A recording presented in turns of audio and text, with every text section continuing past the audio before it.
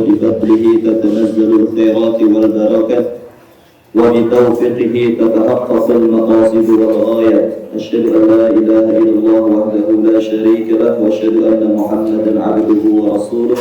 اللهم صل وسلم وبارك وأنعم على حبيبنا المرسلين سيدنا ومولانا محمد صلى الله عليه وسلم وعلى آله وأصحابه ومن تبعهم بإحسان إلى يوم الدين. أما بعد، jamaah sholat subuh hafidhakumullah ta'ala wa ra'akum.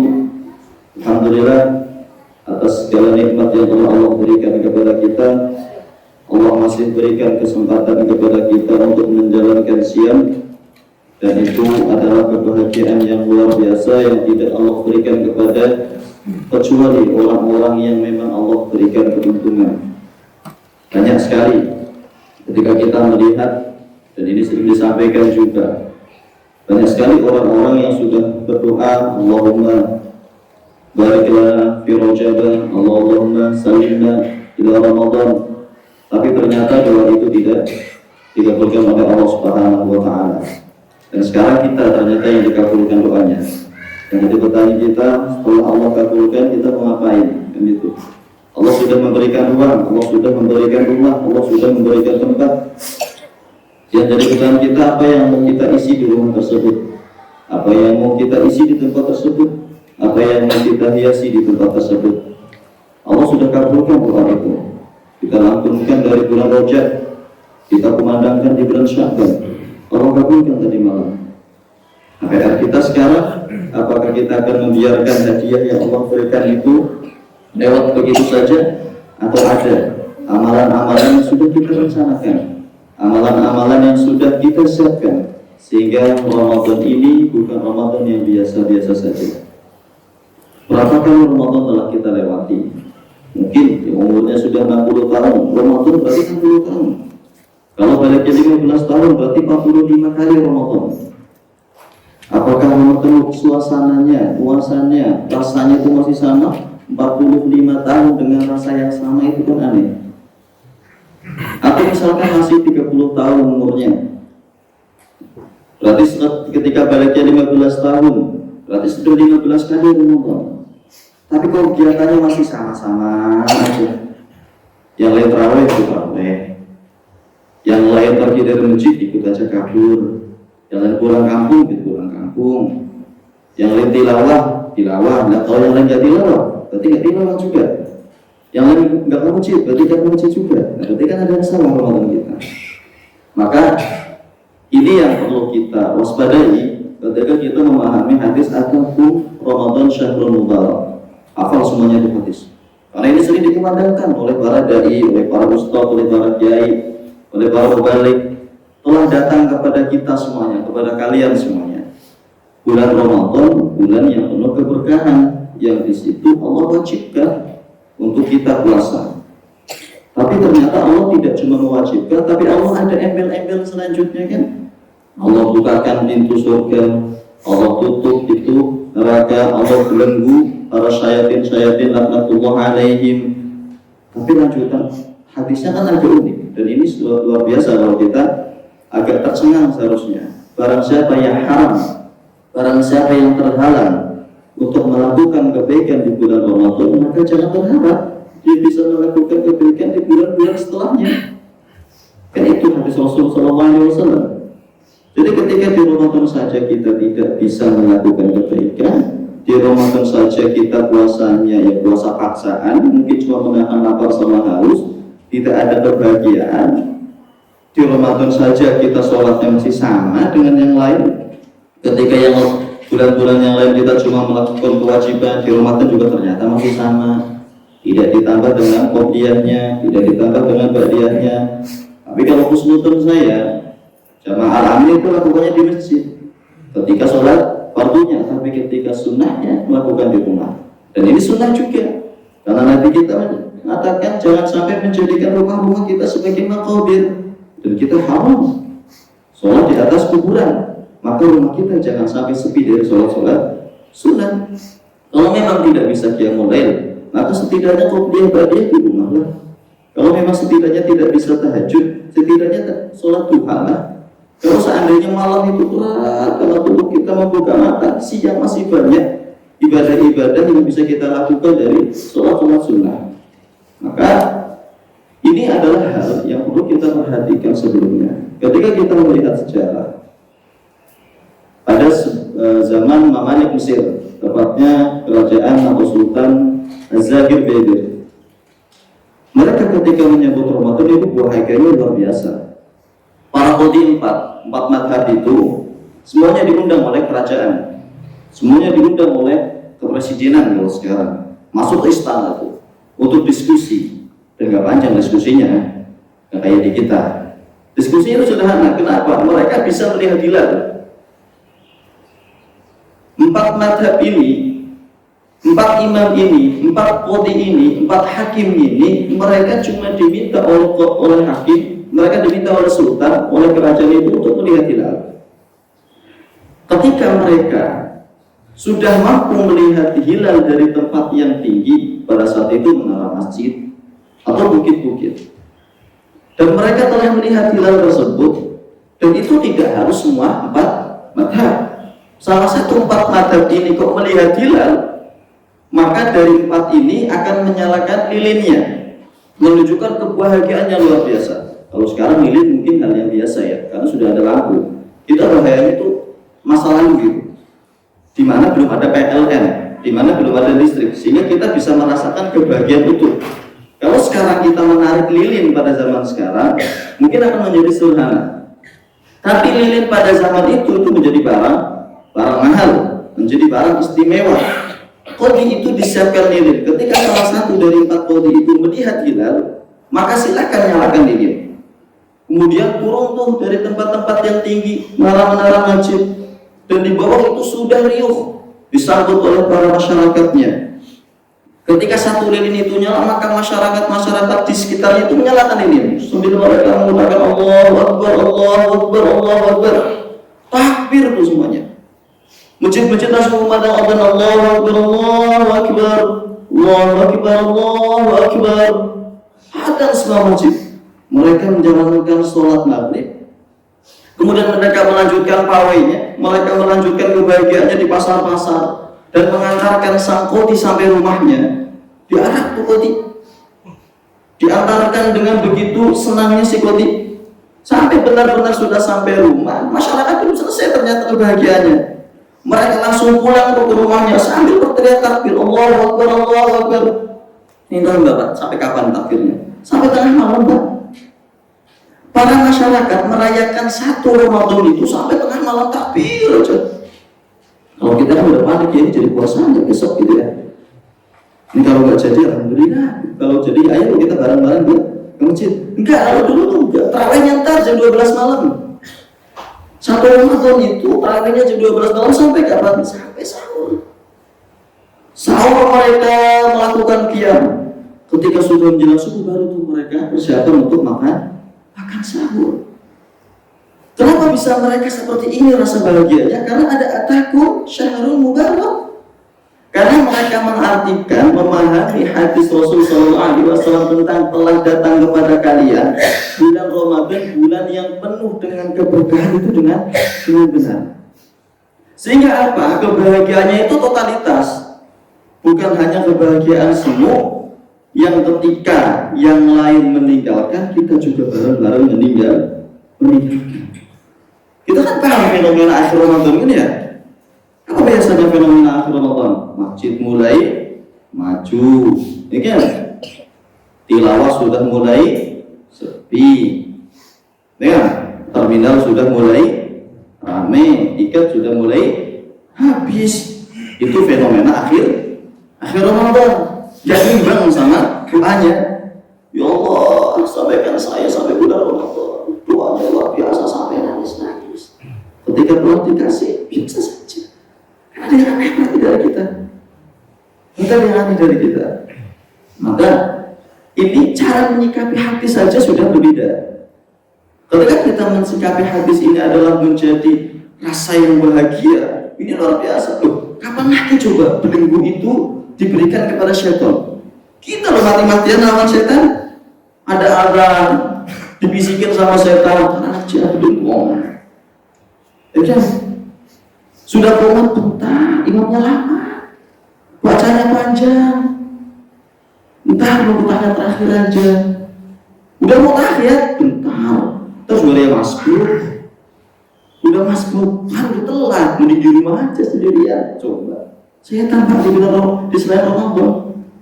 Tapi kalau di Ramadan dibelenggu tuh fisik-fisiknya. Yang tersisa apa? Hawa nafsu yang ada di diri kita. Maka ketika Ramadan kok masih biasa saja, berarti diri kita itu perlu dipertanyakan. Setan udah hilang kok, jangan disalahkan setan pada saat ini. Setan sudah paripurna nih tugasnya. Setan sudah pensiun, 1 bulan ini pensiun dia, udah nggak dapat job lagi. Maka mereka lagi duduk-duduk santai tuh, melihat kita gitu-gini. Coba kita lihat, kita udah lepas nih ganggu mereka nih. Apakah mereka tetap istiqomah atau mereka tetap ngikutin kita? Kan itu tuh, ketika kita kok sampai tergoda ketawa-tawa dia, wah ternyata bukan karena saya bawaan lain. Makanya kenapa ketika kita di yaumul hisab itu, ketika kita ditimbang kebaikan dan keburukan itu, setan kan mengatakan, dari umingka, saya berlepas diri dari kamu. Loh, kok bisa setan? Iyalah, kan saya dulu cuma ngajak. Siapa yang bilang maksa? Kamu enggak pernah nggak setan maksa? Kecuali bisik-bisik kan. Tapi kita ngikut gitu. Berarti yang salah siapa? Di kita. Maka kenapa Adam ketika meminta ampun tidak pernah menyalahkan syaitan? Karena Adam paling paham bahwasanya setan itu tidak pernah maksa manusia. Karena setan tidak pernah memprovokasi secara fisik manusia, tapi cuma membisik-bisikkan di telinga manusia dan masuk ke dalam hati sehingga terbuat sebuah amalan. Itu sadar benar. Maka kenapa Adam doanya pun Rabbana dhalamna anfusana wa illam taghfir lana wa tarhamna lanakunanna minal khasirin. Setan terpaham kedudukannya. Dia itu kan cuma hamba. Dan dia ada pemimpinnya, dia ada rajanya yaitu Allah. Dan Allah cuma mengizinkan syaitan dan iblis itu mengganggu, tidak pernah ada paksaan. Maka Bapak dan Ibu sekalian, hafizahumullah ta'ala, coba kita lihat kapan puasa itu diwajibkan, sehingga kita akan coba mengurai dengan khusus kenapa Ramadan itu fenomena akhir bisa menjadi kemunduran dalam ibadah, kemajuan dalam haji. Kita coba ulang. Kira-kira kapan Pak puasa itu diwajibkan? Apakah dia posisinya di Makkiyah atau dia posisinya Madaniyah? Pas di Mekah atau di Madinah Pak? Hah? Di Madinah kan? Setelah Nabi Muhammad SAW hijrah. Ya kan? Dan karakter ayat-ayat Madinah itu pasti semuanya beban syariat. Syariat ini beban. Maka panggilan untuk orang-orang yang hendak berpuasa itu kan panggilannya dengan panggilan beban. Ya ayyuhalladzina amanu kutiba alaikumussyam. Katakanlah itu udah sebeban itu. Kalau kita belajar tentang nahwu, ala itu udah beban. Ya kan? Al-hatif alal maktab. Hatif ini di atas meja berarti nempel. Beda sama foko. Kalau foko itu ada jeda. Maka ada pembantu di antara meja dengan handphone. Tapi ketika sudah ala, berarti nempel lah. Tidak ada jeda sama sekali. Maka dari ayat ini saja kita sudah memahami bahwasanya puasa itu beban. Maka panggilannya pun tidak semua manusia yang dipanggil, cuma orang-orang yang dia telah mengatakan amantu billahi wa rasulih. Bagi orang-orang yang telah mengatakan saya itu beriman sama Allah, saya beriman sama Rasul, saya beriman dengan kitab-kitab Rasul. Maka ketika kita sudah mengatakan amantu billahi wa rasulih, Allah tuntut.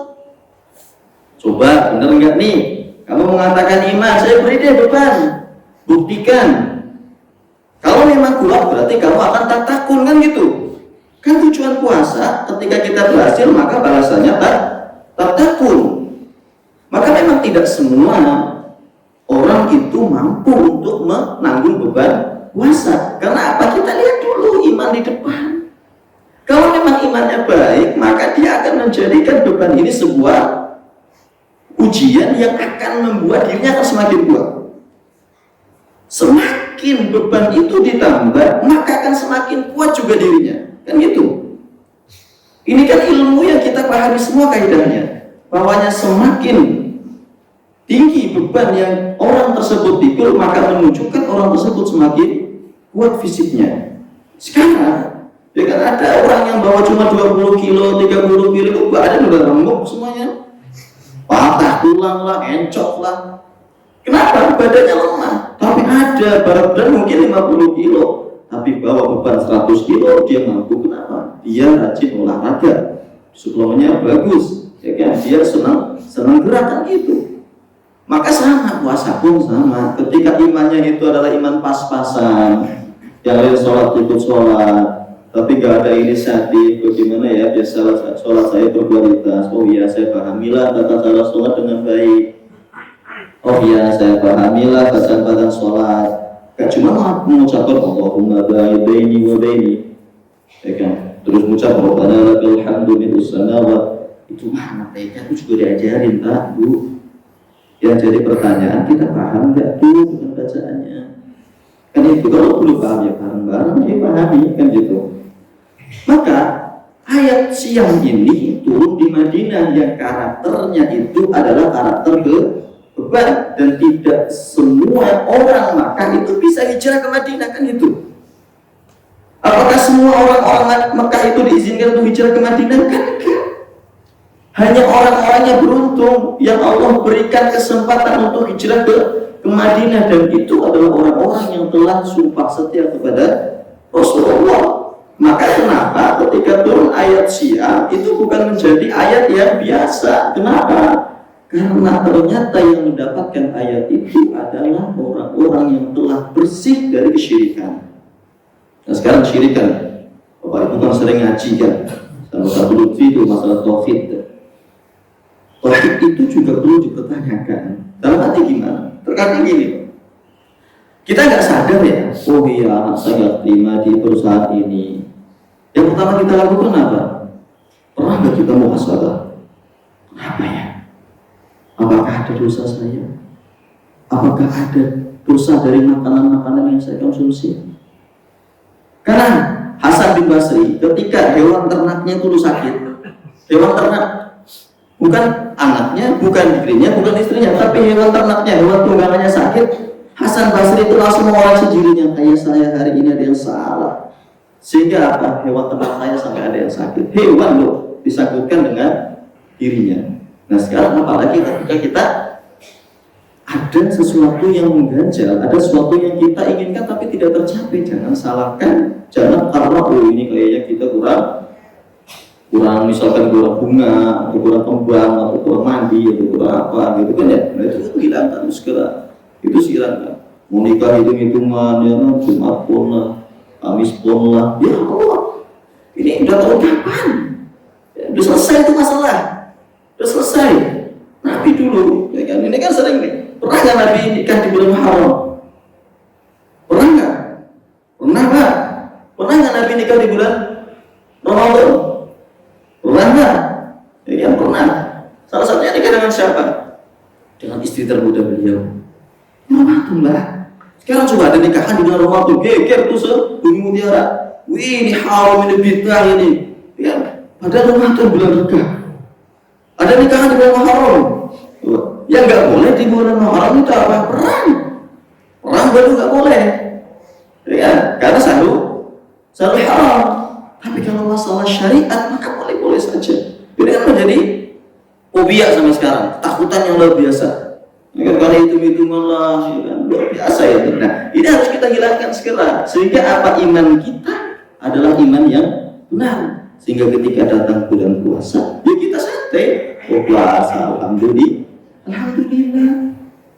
Tapi kalau masih ada itu di hati kita, kepercayaan yang salah, mustahil puasa itu santai, mustahil puasa itu gembira. Yang ada apa beban, ya Allah, besok belum masak, sahur makan apa ya, ntar buka puasa makan apa ya, itu aja tuh yang diributkan, itu aja tuh selalu yang diomongkan, gak ada yang lain kayaknya, gak ada yang lain. Maka coba kita lihat ayat Syiah itu turun ketika Nabi dan para sahabat mulia yang terpilih telah sampai kota Madinah. Pertanyaannya, apakah ketika di Mekah tidak ada syariat yang turun? Ada nggak Pak? Ada nggak? Ada. Ada syariat yang turun di Mekah. Apa coba syariat yang turun? Kalau dalam bait Al-Urdusa Al-Mi'iyah fi Dzikri Hali Asrafil Bariyah, ada satu syariat. Sebenarnya ada 4 syariat yang turun di kota Makkah. Salah satunya usri bihi was-shalawatu furidat khamsan bi khamsina kama qad hufidha. Ada syariat yang turun di kota Makkah dan ini tepat sebelum beliau hendak hijrah, yaitu tentang sholat. Sholat itu syariat yang turun di kota Makkah. Kita untuk kenapa puasa kita menjadi biasa-biasa saja? Mungkin ya. 4 syariat yang turun di kota Makkah itu kita terlewat. Kita anggap itu biasa. Padahal 4 syariat yang turun di kota Makkah ini berkaitan erat dengan siang, berkaitan erat dengan puasa. Sekarang kita melihat tentang sholat kita. Sholat itu pasti berkaitan dengan fikih. Pasti. Sebelum sholat ada wudu. Sebelum wudu ada apa? Ada taharah. Sebelum taharah ada apa? Mengenal najis. Gitu kan? Berarti urutannya panjang tuh, najis, taharah, wudu, baru ada namanya sholat. Sekarang kita sholat, oke lah, bisa dilihat orang, oke lah, kita bisa khusyuk, bisa tenang. Kenapa? Banyak teman-teman kita, banyak saudara-saudara kita yang sholat dalam satu masjid. Pertanyaan kita, wudunya gimana? Kan kira-kira ya, cepet-cepet atau benar-benar menjalankan sesuai apa yang Nabi kita contohkan. Coba lihat masalah najis, enggak-enggakkan atau perhatikan dengan baik.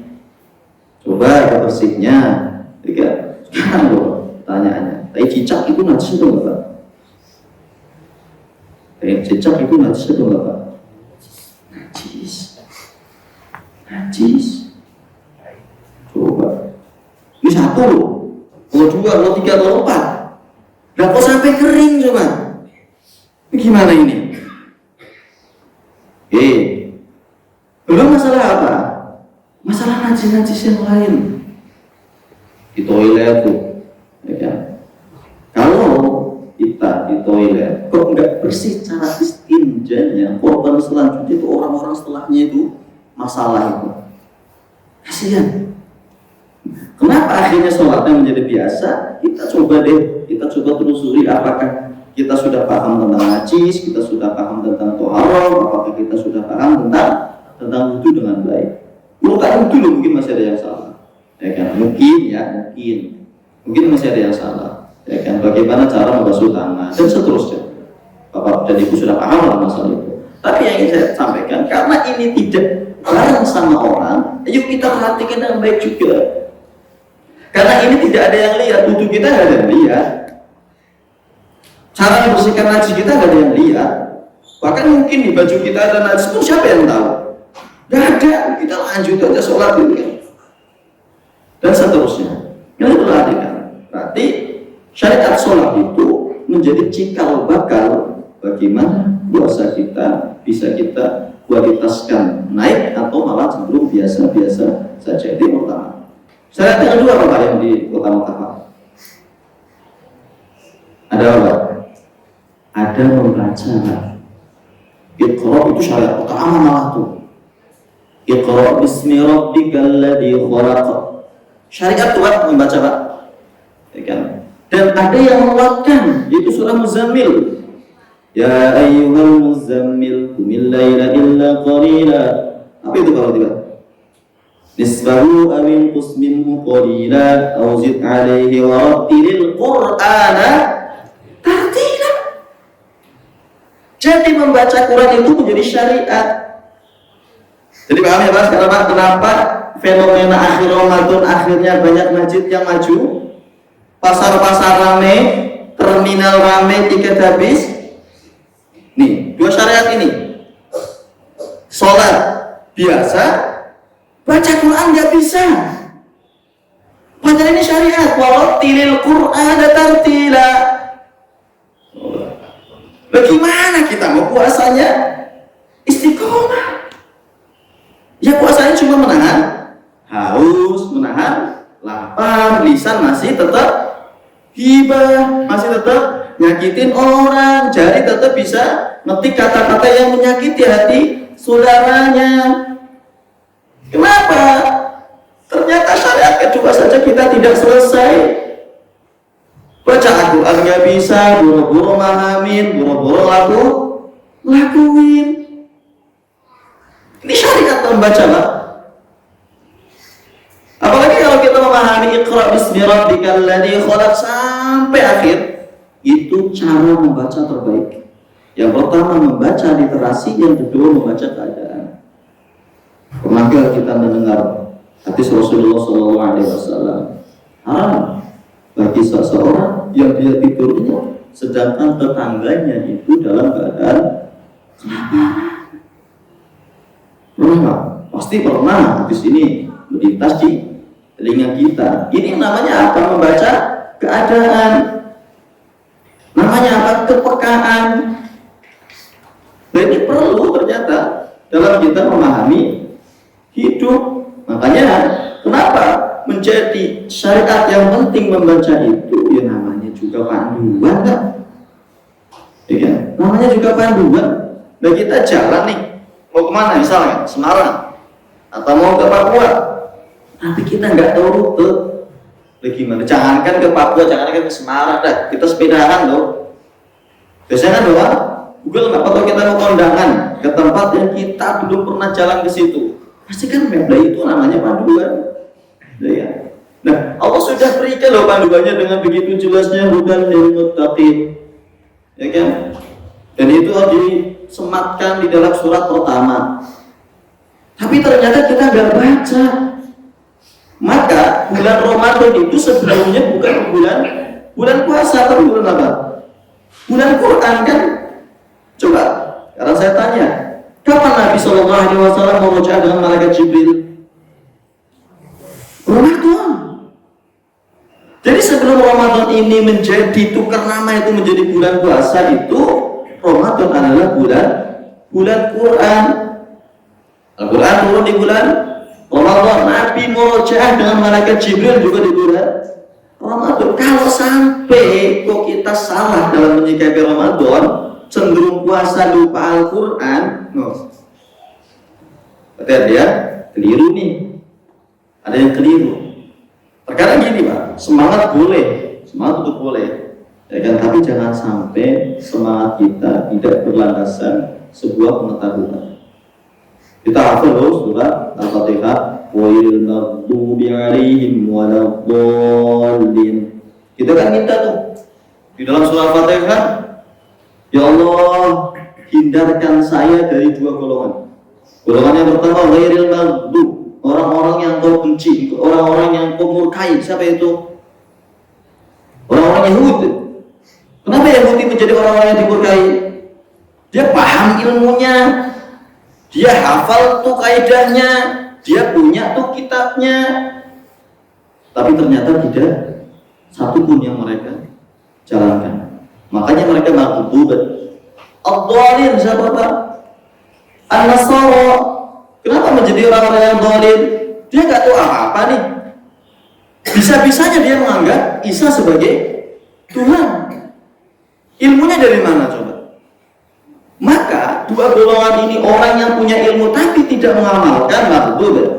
Orang yang tidak punya ilmu kok tiba-tiba ngamalin sesuatu, dia dhalin. Berarti gimana dong solusinya? Berilmu dulu baru beramal, maka dia shiratal mustaqim. Gitu. Maka kenapa ayatnya kan iyyaka na'budu wa iyyaka nasta'in? Ya Allah, hanya kepadamu kami iyyaka na'budu, kami menyembah, wa nasta'in, dan kami meminta pertolongan. Kenapa? Enggak mungkin orang bisa menyembah Allah tanpa ilmu pengetahuan. Ya mungkin. Gimana kita mau menyembah Allah kita nggak tahu Allah? Gimana kita mau bangga dengan presiden kita Prabowo kalau kita nggak pernah cari tahu Prabowo itu siapa? Gimana kita mau bangga dengan seseorang tapi kita nggak pernah paham tentang orang tersebut? Maka apa? Iya, karena Abud itu menunjukkan dia adalah orang yang berilmu, karena dia paham Wanastain, dan dia meminta pertolongan karena dia paham bahwasanya Rabbnya adalah zat yang maha memberi sesuatu. yang jadi permasalahan kita. Maka kembali lagi ke bulan Ramadan, ada dua syariat ini, ada sholat, ada tilawah, ada membaca, yang harus benar-benar kita pahami sehingga puasa itu atau bulan Ramadan tepatnya, Ramadan ini bukan menjadi ajang tahunan yang kita lewati setiap tahun dan itu biasa-biasa saja. Awal Ramadan oke lah, berantem masalah hilang gitu kan ya, nunggu besok puasa atau enggak, itu awal Ramadan kan itu. Oh masuk pertengahan sudah mulai lah sibuk gitu kan ya. Makanya ketika kita memahami ada salah satu ayat itu kan wal fajr wal layalin ashr, ada 10 hari yang mulia. Para ulama sepakat itu adalah 10 hari di bulan Dzulhijjah awal, itu siangnya. Tapi ketika 10 hari yang terbaik dan itu adalah malamnya, maka malam akhir Ramadan. Maka kenapa ulama-ulama soleh zaman dahulu dan bahkan Nabi ketika sudah datang 10 akhir Ramadan, apa yang dilakukan Nabi? Buatkan ikat pinggangnya. Kenapa? Dia langsung tuh mengambil posisi ternyaman di masjid dan gak pulang sampai 10 hari. Itu Nabi. Makanya kenapa? Karena Nabi paham Ramadan itu. Nabi itu paham bahwasanya Ramadan itu ternyata bukan bulan puasa sebelumnya, tapi bulan di mana Nabi itu harus berinteraksi langsung dengan Jibril untuk menyetorkan Al-Qur'annya. Syariat yang ketiga Pak, yang turun di kota Mekah, yaitu tentang zakat, sedekah, itu turun di kota Mekah juga. Kita paham lah tentang sedekah, kita paham lah tentang zakat pastinya. Dan itu ada di surat Al-An'am 141. Kalau antara mau cari di situ, walaupun zakat dan sedekahnya tentang pertanian, tapi ini turun di kota Mekah. Berarti apa? Berbagi, bukan? Jadi jangan sampai ya kan, ketika kita datang bulan Ramadan ternyata masih lanjut penderitaan tetangga kita. Sebelum Ramadan mereka sudah kelaparan. Nah, kalau Ramadan masih lanjut kelaparan. Berarti kita perhatikan tuh, kenapa berbagi? Jangan kita artikan zakat dan sedekah itu beban syariat yang menuntut harta kita diberikan kepada orang lain. Enggak. Itu cara Allah mengajarkan kita bahwa kita itu manusia dan manusia itu adalah makhluk sosial, berarti harus berbagi, harus berinteraksi. Itu kan ajaran sedekah dan zakat. Jadi bukan hanya tuntutan harta orang-orang miskin yang ada di tangan para penguasa, tuntutan harta orang miskin di tangan para pengusaha, harta orang miskin di tangan para orang-orang kaya. Itu benar, ya, fikihnya seperti itu. Tapi kita maknai bahwasanya sedekah dan zakat adalah berbagi, maka itu akan menjadi nikmat. Oh iya, saya punya saudara, saya punya tetangga. Maka Nabi kan mengajarkan kepada kita kan, kalau kita masak daging, kalau dagingnya sedikit tapi dilakukan oleh Nabi, perbanyak kuahnya sehingga tetangganya tidak cuma mencium aroma daging, tapi setidaknya bisa mencicipi walaupun itu hanya kuah. Dan itu, ini namanya manusia. Nah sekarang ada kan, bukan kita tapi insya Allah, bukan antum semuanya insya Allah. Saudaranya menderita malah alhamdulillah, ya kan? Syukur-syukur dia nggak bangkit lagi, semoga usahanya bangkrut terus. Nah, kalau ada yang seperti ini Pak, segera bertobat. Insya Allah bukan kita insya Allah. Itu yang ketiga Pak. Dan yang terakhir saya lupa, syariat apa ya? Ada ingat Pak? Saya harus nontek nih. Syariat yang keempat apa? Yang turun di kota Mekah. Sebentar Pak, saya lihat Pak. Oh udah tadi, dia mulai digabung sama tilawah Al-Quran. Itu Pak syariat Pak. Yang pertama tadi sholat, qiyamul lail, Al-Quran, dan juga sedekah dan sedekah. Itu Pak syariat yang turun di kota Mekah. Dan itu kalau terlewat kita lakukan, saya nggak yakin sih, ya kan biasanya tadi, biasanya itu puasanya menjadi biasa-biasa saja. Kenapa? Sholat sebelum Ramadan, ogah-ogahan. Qiyamul lail, ya Allah, setahun bisa dihitung. Qiyamul lail bisa dihitung tuh. Karena dulu Qiyamul lail kan wajib bagi Nabi. Dan bukan hanya dulu, sampai Nabi wafat, Qiyamul lail masih wajib. Qiyamul lail setahun sekali mungkin, ya kan. Atau bahkan mungkin Qiyamul lail kapan ya? Itu sholat tarawih. Makanya apa? Ini mungkin menjadi salah satu sebab akhirnya fenomena akhir Ramadan itu menjadi fenomena yang kita pahami sekarang. Masjid mulai sepi. Kenapa? Karena sebelum Ramadan ternyata tuntutan syariat yang turun di kota Mekah itu tidak berjalan dengan baik. Yang mulai yang kedua, yang ketiga baca Al-Quran. Makanya kan ada taksin nih di Masjid Al-Amir, ramaikan taksinnya.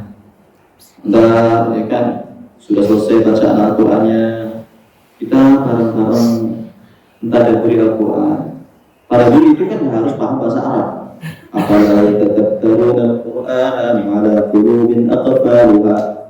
Orang-orang yang tidak bisa tadabbur itu dipertanyakan sama Allah, emang hati sudah tertutup? Emang dia udah gak punya hati? Kok sampai tuh gak bisa tadabbur? Tadabbur sama tafsir itu beda. Tafsir kita harus paham bahasa Arabnya, sehingga apa kita tidak salah dalam memahaminya. Tapi kalau tadabbur itu bebas. Kita mentadabbur surat misalkan, gampang aja, alhamdulillah rabbil alamin, segala puji bagi Allah yang merajai alam semesta roh. Berarti seharusnya kita paham ketika mentadabbur ini. Kita nggak boleh memuji selain kepada Allah. Berarti kalau memuji selain Allah, berarti Allah marah dong, kan gitu ya. Berarti Allah murka dong. Oh kita bangga nih dengan kita diri sendiri. Oh ya Allah, saya itu bisa mencapai ini dan itu.